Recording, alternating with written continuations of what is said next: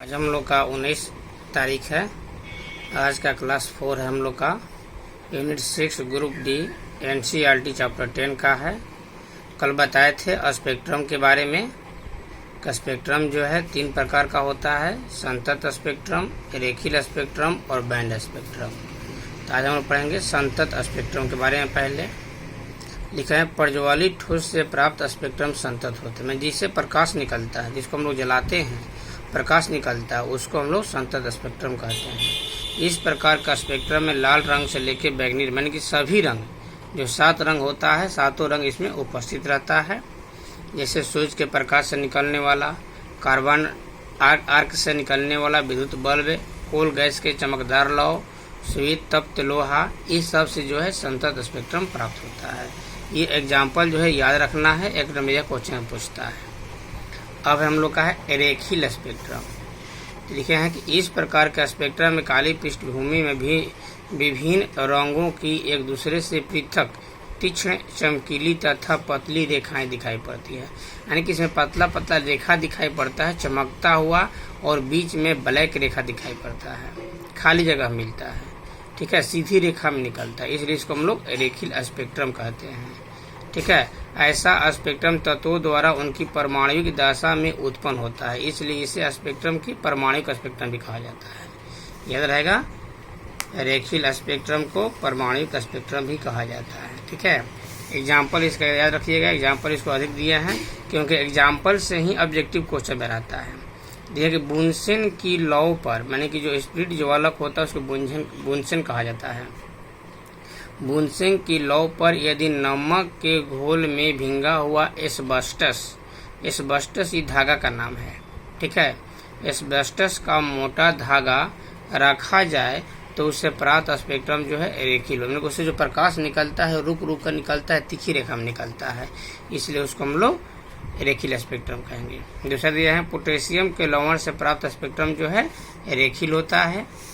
ठीक है, hydrogen gas की विसर्जन नली में रहकर विद्युत विसर्जन कराने पर उसमें प्राप्त स्पेक्ट्रम जो होता है वो रेखीय होता है। लोहे के लवण से प्राप्त स्पेक्ट्रम जो होता है रेखीय होता है। ठीक है, तो जो एग्जाम्पल हम लोग का है ये एग्जाम्पल अपना याद रखना होगा। ठीक है, अब अगला हम लोग का है बैंड स्पेक्ट्रम। ठीक है, इस प्रकार का स्पेक्ट्रम में प्रकाश के अनेक चौड़ी चौड़ी पट्टियां होती है। इन पट्टियों का एक छोर काफी चमकीला और तीक्ष्ण होता है। एक छोर से प्रकाश की तीव्रता धीरे धीरे दूसरे छोर की ओर घटती है, जैसे प्रकाश दूर जाएगा वैसे उससे एक विलीन होता जाता है, इसलिए इसको हम लोग बैंड स्पेक्ट्रम कहते हैं। ठीक है, देखिए बैंड स्पेक्ट्रम उन गैस द्वारा उत्पन्न होता है जो ताप दीप्त अवस्था में अणुओं के रूप में रहती है। यानी कि जब तक प्रकाश रहेगा वो रेखा दिखाई देगा, फिर विलीन होगा, दिखाई देगा, विलीन होगा, अणु से द्वारा उत्पन्न होता है, इसलिए इसे हम लोग आणविक स्पेक्ट्रम भी कहते हैं। ठीक है, कोई दिक्कत? अब चलिए यहाँ पर अब हम लोग का है अवशोषण स्पेक्ट्रम। ठीक है, तो संतत स्पेक्ट्रम जो है प्रकाश निकलता है, उसमें से कुछ प्रकाश को अवशोषित कर लेता है, कुछ को परावर्तित कर देता है। जहाँ अवशोषित होगा वहाँ काली रेखा की एक पट्टी दिखाई पड़ती है। ठीक है ना, काली रेखा की एक पट्टी दिखाई पड़ती है, इसलिए इसे अवशोषण स्पेक्ट्रम भी कहते हैं। अवशोषण भी कहा जाता है, कहते नहीं, कहा जाता है। समझा गया? यानी कि संतत स्पेक्ट्रम देने वाली प्रकाश स्रोत से चलने वाली प्रकाश किरणों को पारदर्शक ठोस, द्रव और गैस से गुजारा जाता है, तब ये वस्तुएं स्पेक्ट्रम के कुछ भाग अवशोषित कर लेती है। ठीक है, तो जहाँ अवशोषित कर लेगी वहाँ काली रेखा दिखाई पड़ेगा, इसलिए इसे अवशोषण स्पेक्ट्रम कहा जाता है। अब है सौर स्पेक्ट्रम, ये दूसरा टॉपिक है सौर स्पेक्ट्रम। यानी कि सूर्य के प्रकाश से प्राप्त स्पेक्ट्रम काफी चमकीला और स्पष्ट रूप से संतत होता है, इसे सौर स्पेक्ट्रम कहा जाता है। ठीक है, सौर स्पेक्ट्रम में भिन्न भिन्न रंग चौड़ी पट्टी के रूप में क्रमशः बैंगनी, आसमानी, जो 7 कलर है उस कलर में दिखाई पड़ता है, परंतु सभी रंगों की पट्टी चौड़ाई बराबर नहीं होती। जितना रंग है उस सब की पट्टी की चौड़ाई जो है बराबर नहीं होती है। ये याद रखना है कि पीले रंग की पट्टी सबसे कम और बैंगनी रंग की पट्टी सबसे अधिक चौड़ी होती है। ऑब्जेक्टिव क्वेश्चन के लिए है। उसके बाद टॉपिक हम लोग का है फ्राउनहोफर रेखा, VVA टॉपिक है ये, इसको याद रखिएगा, फ्राउनहोफर रेखा। ठीक है, तो बताए हैं ऊपर सौर स्पेक्ट्रम के बारे में कि सौर स्पेक्ट्रम में काली रेखा निकलता है। तो उस काली रेखा के बारे में फिर सौर स्पेक्ट्रम की काली रेखाओं को सर्वप्रथम वोलास्टन, ये नाम याद रखिएगा, सबसे पहले किसने देखा था? वोलास्टन ने 1802 ईस्वी में देखे थे। ये खाली देखे थे, परंतु इस पर अध्ययन कौन किया था? फ्राउनहोफर लिखे हैं। किंतु बाद में फ्राउनहोफर, नाम याद रखिएगा, फ्राउनहोफर ने 1814 ईस्वी में इसे अध्ययन किए।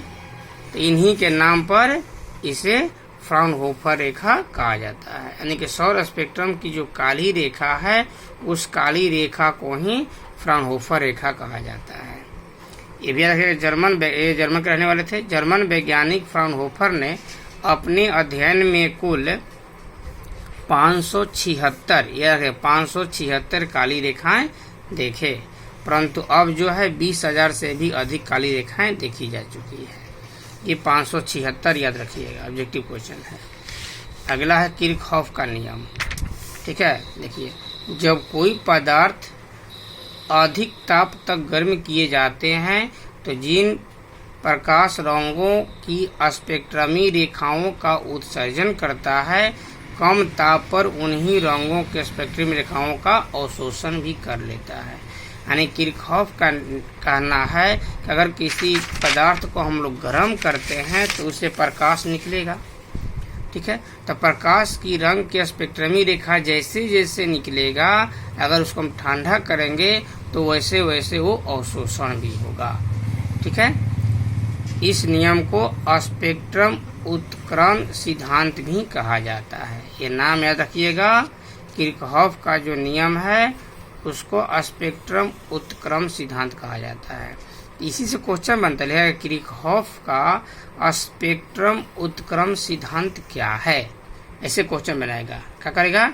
किरचॉफ का स्पेक्ट्रम उत्क्रमण सिद्धांत क्या है? तो हम लोग क्या करेंगे, किरचॉफ का नियम पूरा जो है यहाँ से यहाँ तक अपना लिख देंगे। ठीक है, कोई दिक्कत नहीं है। तो आज इतना ही पढ़ाई होता है, फिर कल होगा। धीरे धीरे पढ़ाई कर रहे हैं, ध्यान रखिएगा। आप लोग साथ साथ फेयर करते चलिए। आप लोग फेयर करें, बहुत पीछे हैं। न्यूमेरिकल तो बहुत पीछे है। न्यूमेरिकल आप लोग अभी खंड 20C में चल रहे हैं। इतना स्लो चलिएगा तो कैसे काम चलेगा? ठीक ना, इसलिए आप लोग थोड़ा आगे रहिए, फास्ट आउट चलिए।